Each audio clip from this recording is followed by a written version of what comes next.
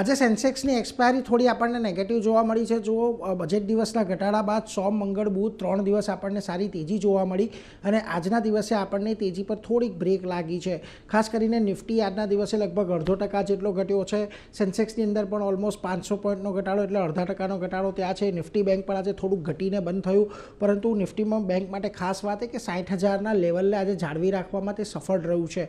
બીજી તરફ mid cap અને સ્મોલ કેપમાં પણ આજે થોડીક વેચવાલી રહી। સ્મોલ કેપ લગભગ 1.25% અને મિડ કેપ લગભગ 5% જેટલો ઘટીને બંધ થતો જોવા મળ્યો છે। કયા સ્ટોક અને સેક્ટર આજના દિવસે દબાણમાં રહ્યા તો જુઓ, આજે પણ તમને ડિફેન્સ કાઉન્ટરની અંદર એક મોટી વેચવાલી આવતી જોવા મળી, લગભગ 2% ઘટાડો। કેપિટલ માર્કેટ, મેટલ, ઓટો આ બધામાં આજે તમને દબાણ જોવા મળ્યું। માત્ર 2 ઇન્ડાઇસીસ એવા હતા કે જ્યાં આગળ થોડીક પોઝિટિવિટી હતી, તેમાંથી એક ખાસ કરીને PSU બેંક છે અને બીજું હેલ્થકેરની અંદર એક પોઝિટિવિટી આજના દિવસમાં રહી છે। નિફ્ટીના ફ્રન્ટ પરથી આજે તમને જ્યાં ઘટાડો જોવા મળ્યો ત્યાં આગળ જુઓ, હિન્ડાલ્કોનું કાઉન્ટર સૌથી વધારે ઘટનારું હતું, ઓલમોસ્ટ 3% ઘટ્યું। આ ઉપરાંત ઇટરનલ, ભારતી એરટેલ, BEL આ બધા કાઉન્ટરમાં ઘટાડો આવ્યો છે।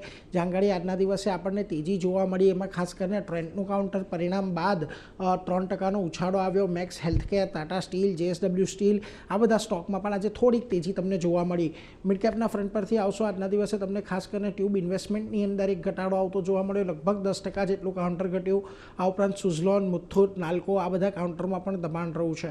જ્યાં આગળ આજે તેજી જોવા મળી ત્યાં આગળ PB ફિનટેકનું કાઉન્ટર વધારે મહત્વનું હતું, 8% તેજી આવી।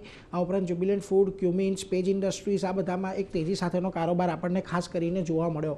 મહત્વની વાત, નિફ્ટી આજે ભલે આપણને ઘટાડા તરફી બંધ થતું જોવા મળ્યું છે, પરંતુ ક્લોઝિંગ બેઝિસ પર 25,600નો સપોર્ટ જે છે એ જાળવી રાખ્યો છે।